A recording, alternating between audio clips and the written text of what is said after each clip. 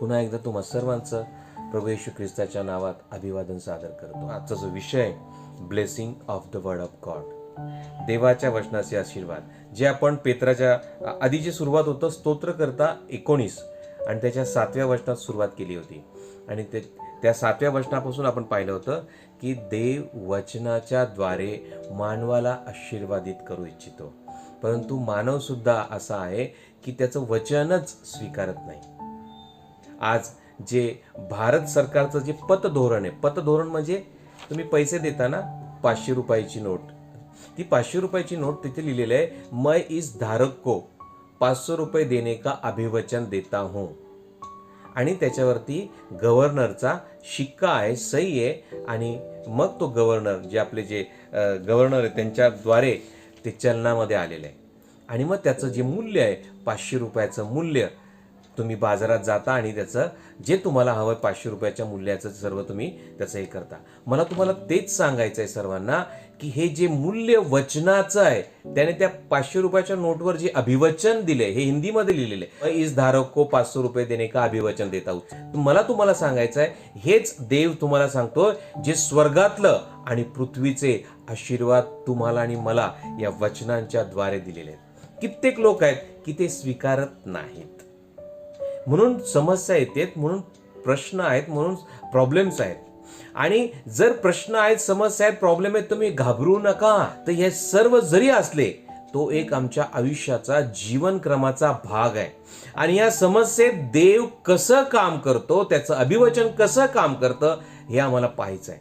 आणि म्हणून जे मागच्या वेळेस आपण पाहिलं होतं, चौथा मुद्दा आपण घेतला होता.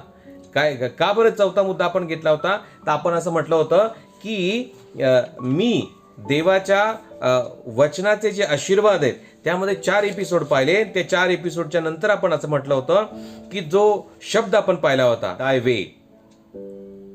हिब्रू त्याचा डायरेक्ट हा शब्द पाहिला होता आणि त्याचा अर्थ पाहिला होता to proceed, walk with the feet, हा शब्द सुद्धा आपण पाहिला होता. त्यानंतर आपण त्याच्यावरती त्याचे 4 मुद्दे आपण पाहिले होते, हे आपण घेतलं होतं. त्यानंतर जे आपण शब्द पाहिला होता की देवाच्या वचनाने आमचा जन्म झालेला आहे, म्हणून आता आम्ही बॉर्न अगेन. कित्येक विश्वासणाऱ्यांना बॉर्न अगेन हे फक्त माइंडसेटमध्ये आहे. मला तुम्हाला माइंडसेटमध्ये म्हणजे मानसिकतेमध्ये बॉर्न अगेन आहे. बॉर्न अगेन म्हणजे काय? विश्वासणारा आहे, नवा जन्म झालेला. हा, तर नवा जन्म, तर नवा जन्म ज्या व्यक्तीचा झालेला आहे, ती व्यक्ती आणि प्रभू येशू यांचं नातेसंबंध आहेत. म्हणून येशू ख्रिस्त सुद्धा हा आला, तो नातेसंबंध प्रस्थापित करण्यासाठी आला, रिलेशन प्रस्थापित करण्यासाठी आला. आणि हे रिलेशन देवाच्या कुटुंबातले रिलेशन आम्हाला प्राप्त व्हावे, यासाठी त्याने एकुलता एक पुत्र दिला. आणि ते अभिवचन येशू ख्रिस्ताच्या द्वारे पूर्ण झालं, प्रत्ययास आलं. आणि तेच तो आपण पाहिला की जो कोणी येशू ख्रिस्तावर विश्वास ठेवतो, तो सुद्धा वचनाच्या द्वारे त्याचा पुन्हा जन्म होतो. आणि हा पुन्हा जो शब्द आहे, हा जो पुन्हा शब्द आहे, या पुन्हा शब्दाला आपण पाहिलं होतं बिगॉटन. पुन्हा म्हणजे पुन्हा जन्म देणे. आणि त्याचा बिगॉटन या शब्दाचा ग्रीक अर्थ पाहिला होता एनागेमाओ, ANAGEMAO, हा शब्द आपण पाहिला होता. आणि त्याचा अर्थ आहे to get a new and be born again. म्हणजे याचा अर्थ असा आहे की आम्ही नवीन पुन्हा जन्मलेले आहोत. आणि या वर्षासाठी आपण पाहिलं होतं योहान 3:16 पाहिलं होतं. आणि पेत्राचं 1:3 आणि पेत्राचे पहिले पत्र, पहिला अध्याय 23 वचन पाहिलं होतं. आणि त्यामध्ये आपण पहिला मुद्दा पाहिला होता, मॉरल अँड स्पिरिच्युअल चेंज. म्हणजे बदल कुठे होतो? जीव, आत्मा, शरीर याच्यामध्ये बदल होत नाही. म्हणजे आमच्या अवयवांमध्ये बदल होत नाही, आमच्या दैहिक रूपांमध्ये बदल होत नाही. तर आमचा जो बदल आहे, तो बदल कुठे होतो? मॉरल म्हणजे नैतिक आणि आत्मिक बदल, शारीरिक बदल नाही, हे आपण पाहिलं होतं. आणि दुसरं जे पाहिलं होतं की आमच्यामध्ये जो बदल आहे, change of heart will motive, desire, life and conduct and not organism. म्हणजे आमचं अंतकरण, इच्छा, उद्देश, आमच्या अपेक्षा आणि जीवन आणि जे काही आम्ही वागवत आहोत, जे काही आम्ही आमच्या मध्ये आहे, त्या सर्वांमध्ये बदल, आमच्या अवयवात बदल नाही, हे पाहिलं होतं. आणि आपण पाहिलं होतं change of matters not constitution of at a makeup of body. म्हणजे याचा अर्थ आपण पाहिला होता की जो इसम आहे, जो व्यक्ती आहे, जो अंत्यस्थ मनुष्य आहे, हा अंत्यस्थ मनुष्यामध्ये बदल, इवन असं नाही की त्याच्या बाह्यकारी गोष्टींमध्ये बदल, तर हा जो बदल आहे अंत्यस्थ गोष्टींमधला बदल, हे आपण पाहिलं होतं. तिसरा म्हणजेच हे सर्व आम्हाला वचनाच्या द्वारे प्राप्त झालेलं आहे. आणि त्यानंतर आपण पाहिलं होतं अँड अडॉप्शन, चौथा जो मुद्दा आपण पाहिला होता, and adoption one from the satanic family into the family of God. याचा अर्थ असा आहे की आता आम्ही दत्तक घेतलेले आहोत, यासाठी की आता आम्ही सैतानाच्या कुटुंबातून देवाच्या कुटुंबाचे सदस्य बनावं. आणि देवाच्या कुटुंबात जन्म झाला, यावरती आपण विश्लेषण पाहिलं होतं खूप मोठं. आणि मी म्हटलं होतं ह्याचं थोडासा भाग मी नंतरच्या याच्यामध्ये घेईन. तर ते ह्यासाठी की आज आम्ही देवाच्या कुटुंबाचे सदस्य आहोत. जर मला सांगा, तुमच्या कुटुंबामध्ये तुमचा मुलगा उपाशी आहे आणि तुम्ही मुलगा उपाशी असताना, तुमच्या घरातली एखादी सदस्य उपाशी असताना भरपेट जेवण जेवू शकता का? कधीच नाही. कारण जे घरातलं सदस्य आमचं जे जीवन असतं, ते जीवन सर्वांसाठी असतं. तुम्हाला सांगायचं आहे की हे जे जीवन आहे, त्याच्या कुटुंबातले जे आहोत, देवाच्या कुटुंबात जेव्हा मी येतो त्यावेळेस या सर्व गोष्टी आम्हाला प्राप्त होतात. म्हणून तुम्ही लक्षात ठेवा होता. परंतु हे समजून घ्या, जर मी देवाच्या कुटुंबामध्ये आहे, तुमच्या कुटुंबामध्ये तुम्ही एखाद्याला उपाशी ठेवून तुम्ही बाकीचे लोक तसा व्यवहार करता का? की कधीच होत नाही असा. तर हे समजून घेणे अपेक्षित आहे की विशेष करून ज्यावेळेस मी देवाच्या कुटुंबाचा सदस्य बनतो, त्यावेळेस देव त्याला जबाबदार असतो त्याच्या लेकरांची, त्याच्या कुटुंबातील सदस्यांची काळजी घ्यायला. आणि आम्ही विसरतो आणि आम्ही नेहमी याच्यामध्ये राहतो या भ्रमात की माझं कसं होईल, माझं कसं होईल. तुम्ही काळजी करू नका. जर तुम्ही बॉर्न अगेन आहात, जर तुमचा नवा जन्म झालेला आहे, विश्वासणारे नाही. आता मी त्याच्या पुढे जाऊन सांगतो. विश्वासणारे, बरेच जण म्हणतात की मी विश्वासणार आहे. हो, विश्वासणार आहे. भूते पण विश्वास ठेवतात, परंतु ते आपल्या मनाप्रमाणेच वागतात. जर मी विश्वासणार आहे, देवाच्या घराचा सदस्य या नात्याने त्याच्या घराचे नियम आहेत. तुम्ही ज्या घरामध्ये राहता त्या प्रत्येक घराचे नियम आहेत की नाही? त्या प्रत्येक घरामध्ये नियम आहेत. तुम्ही कधी कधी कुठेही कसंही वागू शकत नाही. रात्री 12 वाजता एखादी मुलगी घरात आली, तुम्ही त्या मुलीला स्वीकार कराल? तुम्ही तिला ओरडाल, तुम्ही बाई तू काय करते, रात्री 12 पर्यंत तू बाहेर काय करते? कामाला गेली असेल तर ठीक आहे. जरी तुम्ही बाहेर गेलेला आहे, तुमचं मोठे झालेले आहात जरी आहे, परंतु घरातले काही नियम आहेत. त्याच पद्धतीनं देवाच्या घरामध्ये जर मी जन्म घेतलेला आहे, तर देवाच्या घराचे नियम सुद्धा आहेत. आणि ते मी म्हणत नाही की नियम, देव आमच्यावरती जबरदस्ती करत नाही. देव आम्हाला प्रोत्साहन देतो की आम्ही त्या चौकटीमध्ये राहावं. स्वातंत्र्य याचा अर्थ समजून घ्या. देवाने आम्हाला फ्रीडम दिलेलं आहे. फ्रीडम दिले याचा अर्थ हा नाही की आम्ही त्या स्वातंत्र्याचा दुरुपयोग करावा. जर मला स्वातंत्र्य आहे, तर त्या स्वातंत्र्याचा अर्थ असा आहे की मी दुसऱ्याच्या स्वातंत्र्यावरती गदा आणणार नाही. दुसऱ्याला देखील स्वातंत्र्य आणि त्या स्वातंत्र्यावरती मी आक्रमण करणार नाही. आणि बऱ्याच वेळा आमचं जे स्वैर वर्तन आहे, म्हणून योहानाच्या पत्रामध्ये मी स्टडी करत होतो त्यावेळेस त्याच्यामध्ये बरेच, आणि सगळ्यांना माहिती आहे की जो स्वैर वर्तन करतो तो पाप करतो. वाचूयात ते वचन, योहानाचे पहिले पत्र याचा 3रा अध्याय आणि त्याच्या 4 आणि 5व्या वचनात तो काय म्हणतो पहा. जो कोणी पाप करीतो तो स्वैर वर्तन करीतो. पाप हे स्वैर वर्तन आहे. पाप या शब्दाचं योहानाने म्हटलेले ते स्वैर वर्तन. स्वैर वर्तन म्हणजे काय? स्वतःच्या इच्छेने वागण्याची जी शैली आहे, वर्तन करण्याची जी पद्धत आहे, त्याला स्वैर वर्तन असं म्हटलेलं आहे. आणि म्हणून मगाशी मी म्हटलं की भूते देखील विश्वास ठेवतात, परंतु त्यांना त्यांच्या स्वतःच्या इच्छेप्रमाणे वागायचं असतं. आणि येशू ख्रिस्त आला आणि येशू ख्रिस्त काय म्हटला? पित्या, माझ्या इच्छेप्रमाणे नव्हे, तुझ्या इच्छेप्रमाणे होवो. मला तुम्हाला सांगायचं आहे की येशू ख्रिस्त जो आला तो यासाठी आला येशू ख्रिस्त या भूतलावर आला तो देवाची इच्छा पूर्ण करण्यासाठी आला. जर मी देवाच्या कुटुंबामध्ये आहे तर माझी नैतिक जबाबदारी, माझी दैहिक जबाबदारी, माझी आत्मिक जबाबदारी ही आहे की मी देवाच्या कुटुंबाचे जी इच्छा आहे ती पूर्ण करावी. परंतु बऱ्याच वेळा बाकीचे लोक जसे करतात त्या पद्धतीनं देवा पलंगावरी किंवा देखल्या देवा दंडवात की लांबूनच देवा तू मला यासाठी आशीर्वादित कर की मला जे करायचं ते मी करू देत. तसं नाहीये. देवाने तुम्हाला या भूतलावर यासाठी ठेवलेले जो एकमात्र जिवंत देव आहे त्याला तुम्ही शोधावं, त्याचं जाणावं, त्याची तुम्ही ओळख करून घ्यावी. आणि आज जर मी ओळख करून घेणं म्हणजे मी त्याच्या कुटुंबामध्ये जन्म घेतो तर विशेष करून त्याच्या कुटुंबाचा सदस्य बनतो. म्हणून पहिली गोष्ट डोक्यातनं काढा, आमचे जे विचार आहेत, आमची जी मनोवृत्ती आहे त्या मनोवृत्तीमध्ये देव बदल करू इच्छितो. माझी पण मनोवृत्ती अशी होती की देव अशा पद्धतीने काम नाही. तो तुमच्या मनोवृत्तीप्रमाणे काम करत नाही. देवाची काम करण्याचं एक पद्धत आहे, देवाची काम करण्याचं त्याची एक स्टँडर्ड आहे. त्या पद्धतीनं तो काम करतो आणि ते समजून घेणं आम्हाला गरजेचं आहे. आणि ते कधी समजेल? जेव्हा मी देवाबरोबर बसेल, जेव्हा मी देवाच्या सानिध्यामध्ये उठेल, देव काय आहे हे मला समजेल. तेव्हा समजेल की देवाचे जे लोक आहेत, देवाचे जे वचन आहे त्या वचनाच्या द्वारे मी देवाचा गोष्टी समजू शकेल. हे चौथ्या मुद्द्याचा भाग आहे. म्हणजे काय? And adoption one from the satanic family into the family of God. म्हणजे मी सैतानाच्या कुटुंबातून देवाच्या कुटुंबामध्ये येतो. म्हणून म्हणा धन्यवाद प्रत्येकाला की देवा धन्यवाद, मी तुझ्या कुटुंबातला आहे. जर मी देवाच्या कुटुंबातला आहे संपूर्ण जबाबदारी देवाची येते.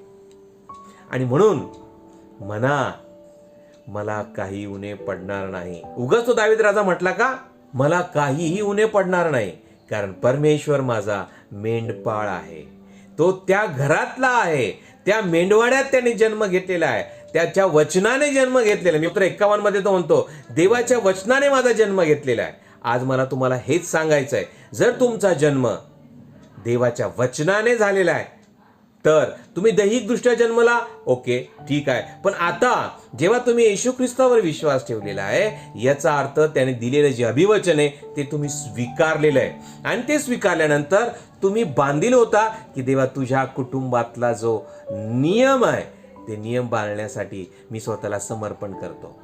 आणि या गोष्टी देवाच्या कुटुंबातल्या बऱ्याच गोष्टी आहेत. नव्या जन्माच्या 10 गोष्टी आहेत, त्यातली 5वी गोष्ट मला तुम्हाला सांगायची आहे. मला जे तुम्हाला सांगायचंय, देवाने जी अभिवचनं दिलेली आहेत ती स्मरणात ठेवा, वाचा. त्याचं कित्येक वेळा त्या वचनातून आम्ही वाचतो पण आम्हाला समजत नाही. कारण का समजत नाही? आमचा जो देह आहे, आमची मानसिकता आहे जगाच्या दृष्टीने, जगामध्ये इतकी इन्व्हॉल्व झाल्या कारणानं आम्हाला त्या गोष्टी समजत नाहीत. म्हणून मला तुम्हाला सांगायचं, आज आम्हाला देवाच्या घरचे मी असल्या कारणानं देव माझा कुटुंब प्रमुख आहे आणि मी त्याच्या कुटुंब प्रमुख असल्या कारणानं त्याच्या ज्या कुटुंबातल्या गोष्टी आहेत त्या माझ्याद्वारे माझ्या कुटुंबाच्या सदस्यांनी फॉलो कराव्या हीच देवाची इच्छा आहे. आणि जेव्हा तुम्ही तसं करता तुम्हाला आशीर्वाद प्राप्त होतो. ते तुमचं उत्पन्नावरती, कमाईवरती, पगारावरती नाही आहे. लक्षात घ्या. मी तुम्हाला परत सांगतो, देवाचा पुरवठा हा आकाशातून, स्वर्गातून येतो. तो तुमच्या पुरवठ्यावरती नव्हे. याचा अर्थ तुम्ही करू नये असं मला सांगायचं नाही, तुम्ही करावं, परंतु तुमचं जे अवलंबित्व आहे हे देवावर असू द्या, येशू ख्रिस्तावर असू द्या. 5व्या मुद्द्याकडे आपण जाणार आहोत. Not coming into existence of the body, soul और spirit on in the natural birth, but a consecration of them to serve God and holiness instead of Satan and sin. याचा मराठीमध्ये असा अर्थ होतो की मी परत एकदा तुम्हाला सांगतो, नैसर्गिक जन्माप्रमाणे, मराठीमध्ये असं म्हटलेलं आहे, नैसर्गिक जन्माप्रमाणे शरीर, जीव आणि आत्मा यांचे अस्तित्व असणे म्हणजे सैतान आणि पापाऐवजी देवाची आणि पवित्रतेची सेवा करण्यासाठी त्यांना समर्पण करणे होय. परत एकदा सांगतो, थोडंसं जड आहे परंतु समजून घ्या किती महत्वाचं आहे ते. त्याने काय केलेली आहे? धूळ मांडलेली आहे.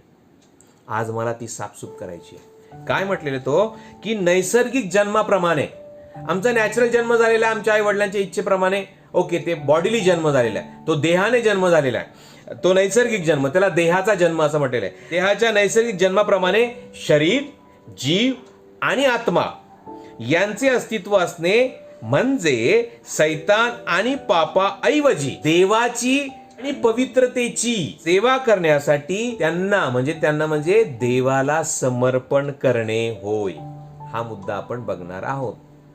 रोमकरासपत्र याचा 8वा अध्याय त्याची पहिली 13 वचनं, त्याचं जे टायटल लिहिलंय बघा, काय लिहिलेलंय? पवित्र आत्म्याप्रमाणे चालणे.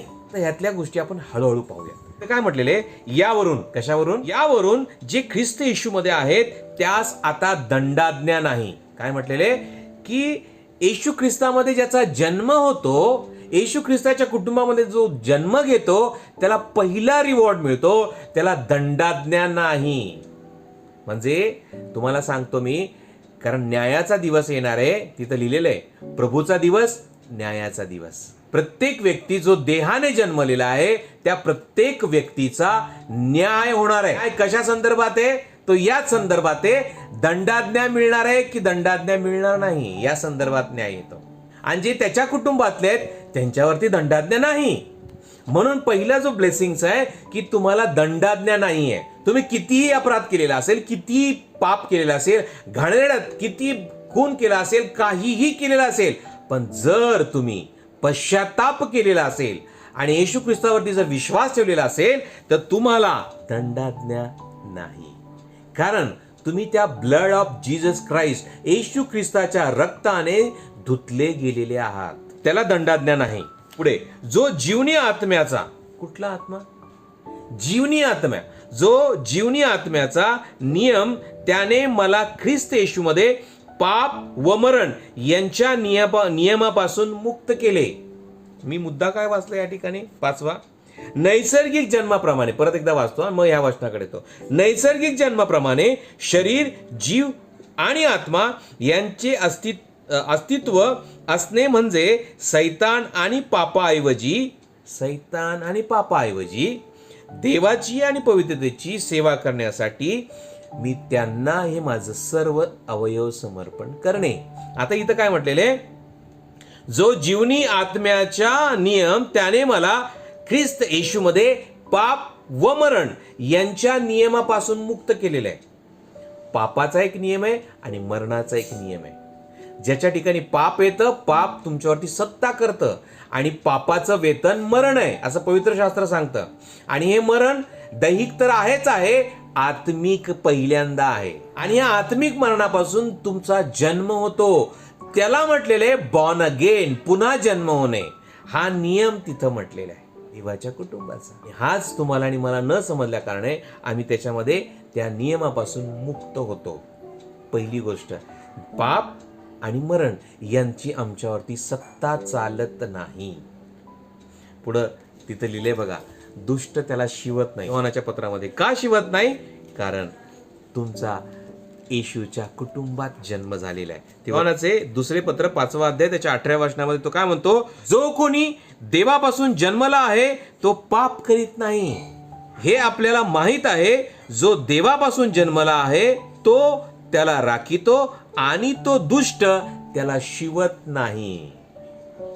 तो दुष्ट तुम्हाला शिवणार नाही, तुमच्या जवळ पण येणार नाही, कारण तुम्ही देवापासून जन्मलेले आहात, पवित्र आत्म्यापासून जन्मलेले आहात. जे वचन त्याने दिलेले त्या वचनाच्या द्वारे तुमचा जन्म झालेला आहे, माझा जन्म झालेला आहे. म्हणून तो दुष्ट मला शिवणार नाही. काळजी करू नका की त्या दुष्टाची तुमच्यावरती सत्ता चालणार नाही. म्हणून हा पाप आणि मरणाचा नियम, त्याच्यापासून तुम्ही वेगळे झालेले आहात, याची सत्ता होत नाही. पुढे जाऊयात.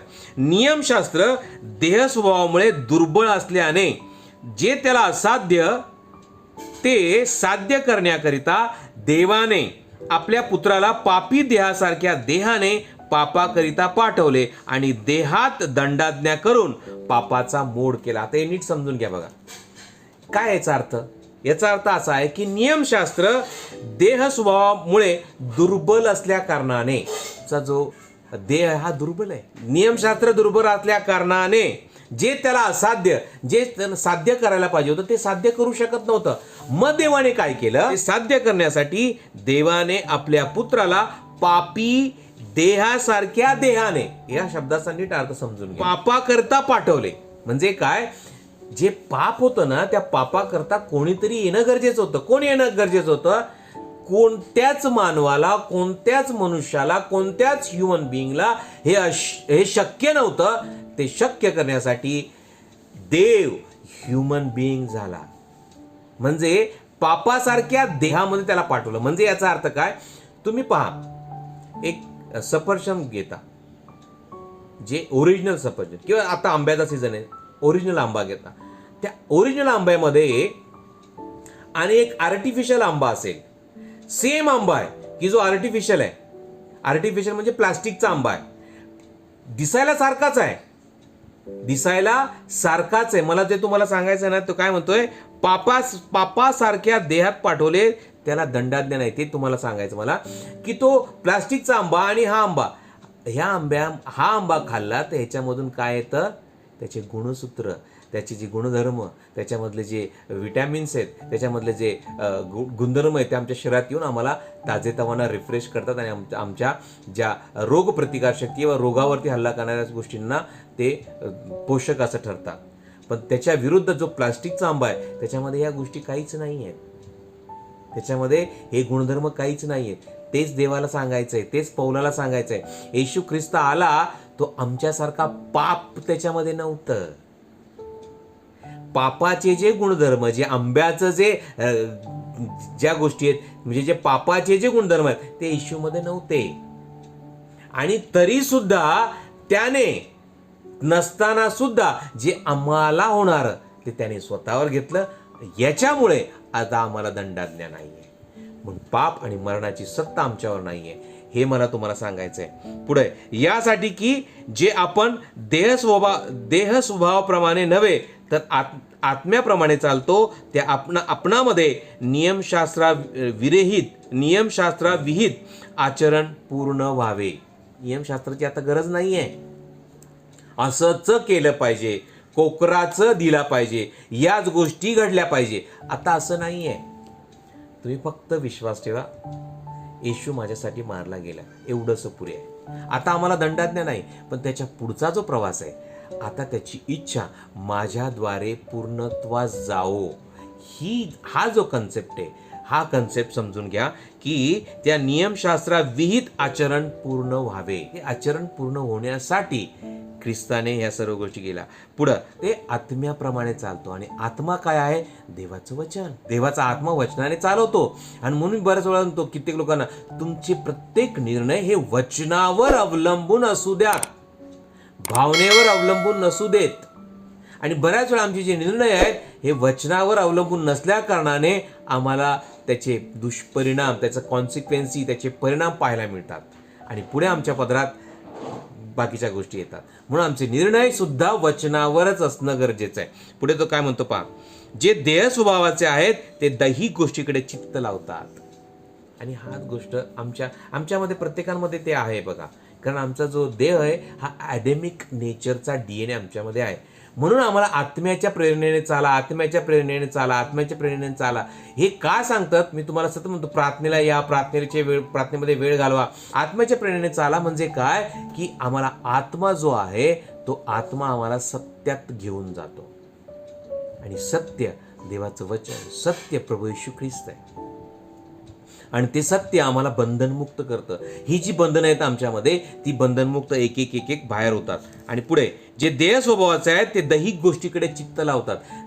देहाचा स्वभाव, देहाचा एक स्वभाव आहे, पुढे येणार अजून गोष्टीमध्ये. देहाचा एक स्वभाव आहे, आत्म्याचा एक स्वभाव आहे. जर मी आत्म्यामध्ये जन्म झालेला, देवामध्ये जन्म झालेला, त्याचा स्वभाव माझा तसाच येणार आहे का? त्याला वेळ लागतो. एक गोष्टींमध्ये आमचा वाढ होते.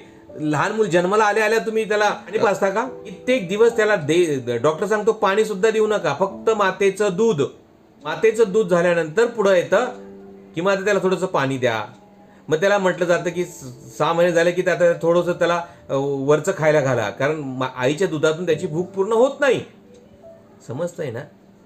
तर आम्हाला जर ह्या दैहिक गोष्टींसाठी आम्ही असो, तर आत्मिक गोष्टींसाठी सुद्धा लक्षात घ्या, ह्या एका दिवसाच्या गोष्टी नाही आहेत. डे बाय डे प्रत्येक दिवस आम्हाला त्याच्यामध्ये जसं आमचं आचरण चाललं जातं त्या पद्धतीने आमच्यामध्ये वाढ होते. म्हणून जे देहाचे आहेत ते देहाच्याच गोष्टीकडे चित्त लावतात. तुमचं चित्त देहाच्या गोष्टीकडे नसावं असं ते सांगितलं. चित्त लावतात. आणि जे आध्यात्मिक मार्गानुसारी आहेत ते आत्मिक गोष्टीकडे चित्त लावतात. कित्येक लोक जे आहेत देहाच्या गोष्टी, तुमचे नुकसान झालेलं आहे, काळजी करू नका, ते जगातले ते नष्ट होणार आहे, पण ते तुमचं आत्मिक जे आहे ते तुमच्याकडनं कोणी हिरावून घेऊ शकत नाही, कारण ते तुमच्याजवळ आणि पित्याशी तुमचं कनेक्ट आहे. त्याला कोणी चोर येऊन घेऊ शकत नाही. आत्मिक गोष्टींकडे चित्त लावलं पाहिजे. चित्त म्हणजे काय? आमचं मन. पुढे अजून येणार मी त्याचं थोडंसं, की चित्त लावलं पाहिजे. आमचं जे चित्त आहे, आमचं जे मन आहे ते आत्मिक गोष्टीकडे असलं गरजेचं आहे. देहाचे चिंतन हे मरण आहे आणि आत्म्याचे चिंतन जीवन आणि शांती आहे. म्हणून जे देहाच्या गोष्टींकडे जातात तिथं मरणच पाहायला मिळेल, पण जे आत्म्याच्या गोष्टीकडे पाहतात तिथं जीवन आणि शांती दोन गोष्टी मिळतात.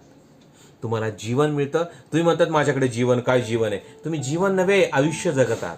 या आयुष्यामध्ये जीवनाची गरज आहे. तो प्रभू येशू म्हणतो मी जीवन आहे, मार्ग सत्य व जीवन मीच आहे. आणि ते जीवन तुम्हाला प्राप्त होतं.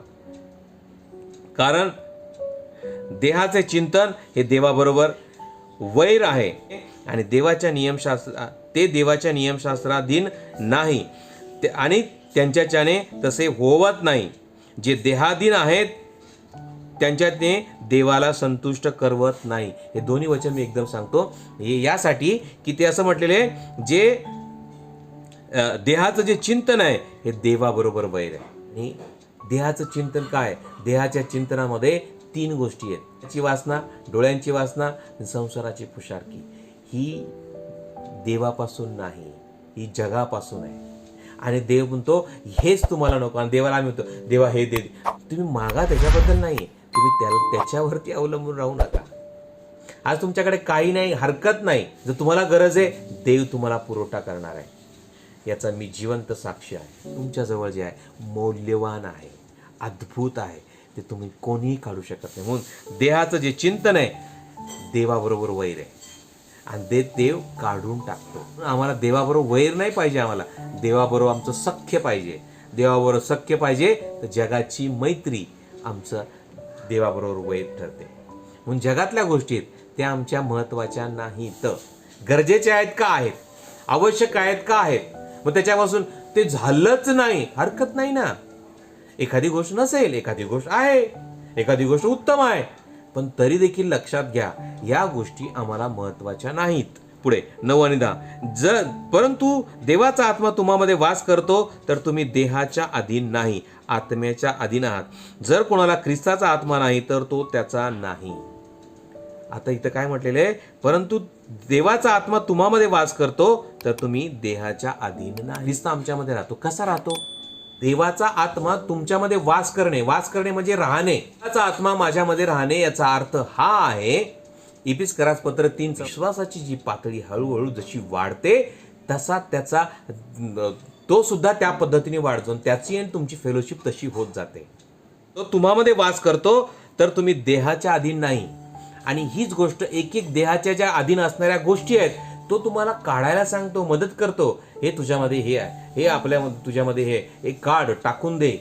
तो बऱ्याच वेळा तुम्हाला प्रॉन्ट करेल, सांगेल, सतत वचनाच्या द्वारे सांगेल. जर ख्रिस्त तुम्हामध्ये आहे तर पापामुळे जरी शरीर मेलेले आहे तरी नीतिमत्वामुळे आत्मा जीवमय. हे मी एकदम वाचतो मी तुम्हाला याचं एकदम सांगतो.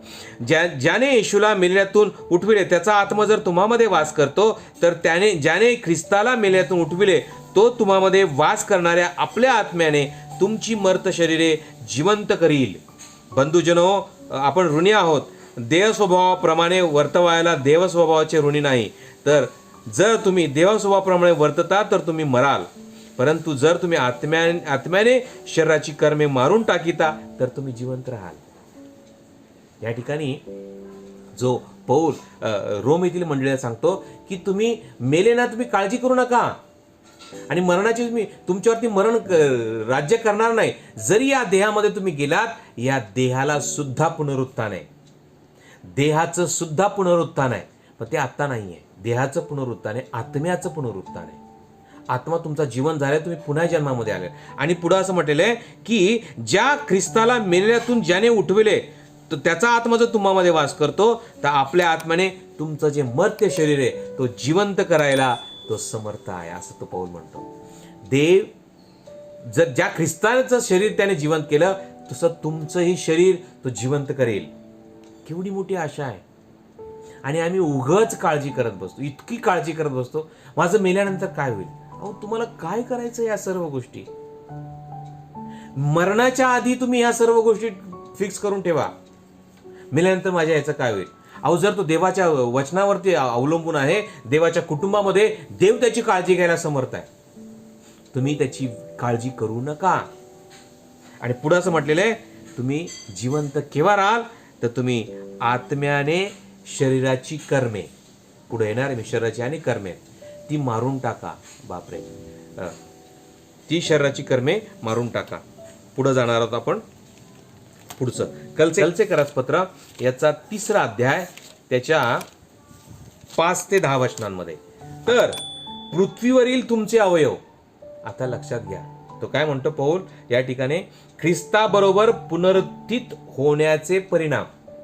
मगाशी काय वाचलं होतं आपण, ज्या देवाने ख्रिस्ताला मेलेल्यातून उठविले, तो देव तुम्हाला देखील, तुमच्या देहाला देखील उठविल. आता ते देहाने तर उठविल, आता इथे आत्म्याने सुद्धा उठविल. तिथे हेडिंग बघा काय लिहिलंय, ख्रिस्ताबरोबर पुनरुत्थित होण्याचे परिणाम.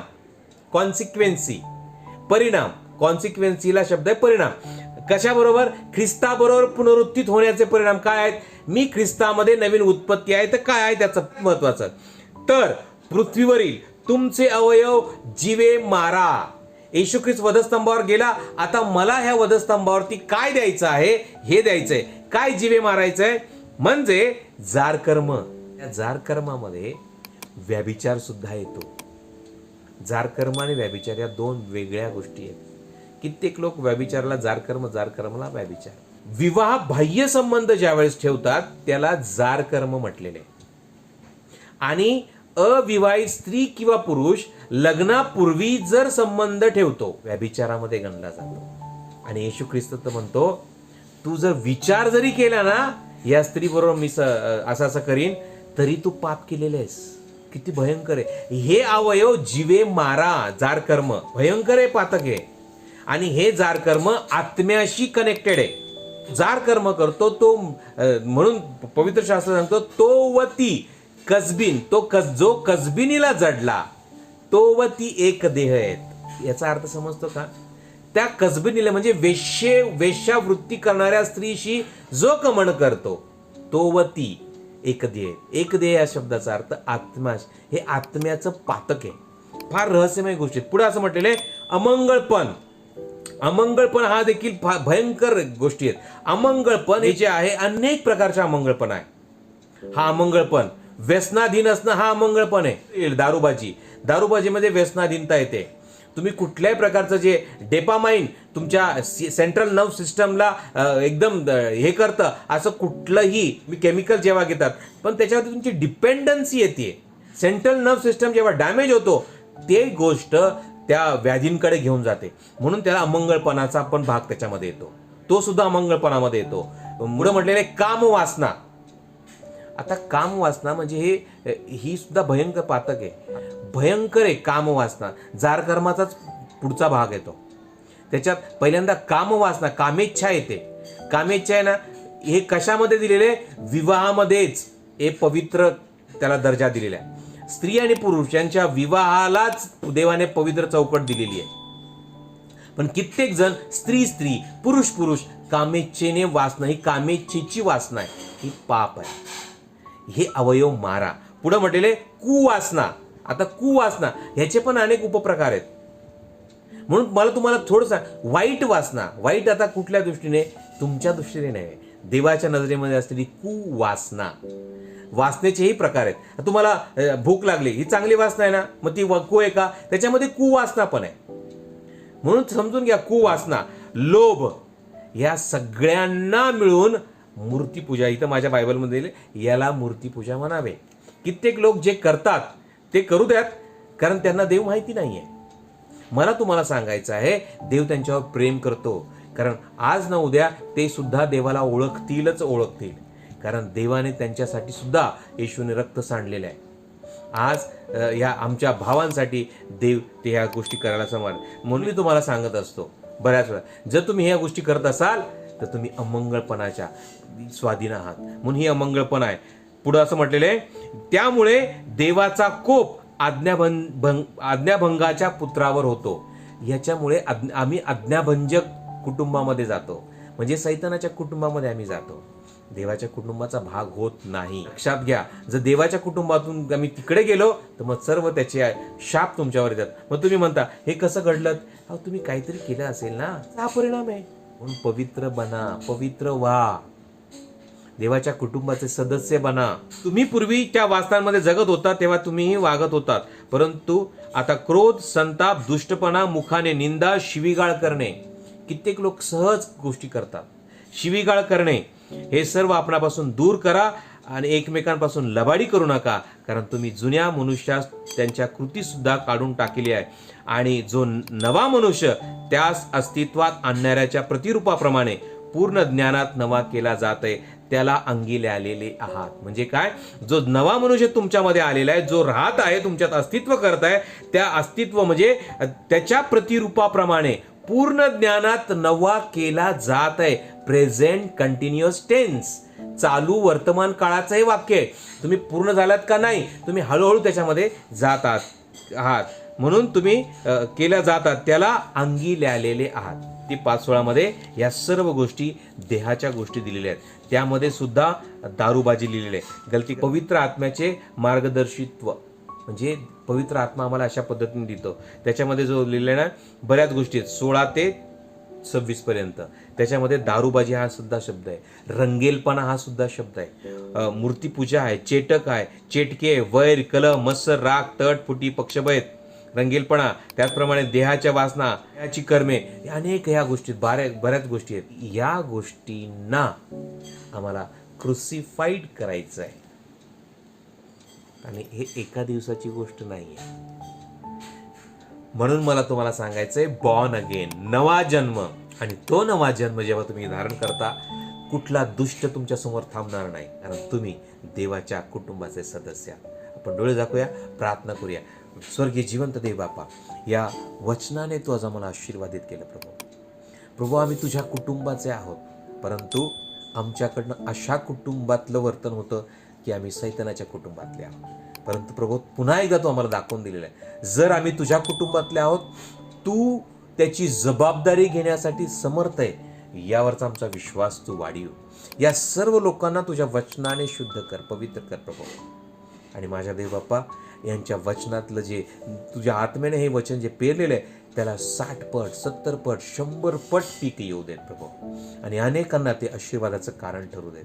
सर्व गौरव, सर्व महिमा तुला देत. येशू आमचा प्रभूच्या नावात मागतो पित्या. आमेन, आमेन, आमेन.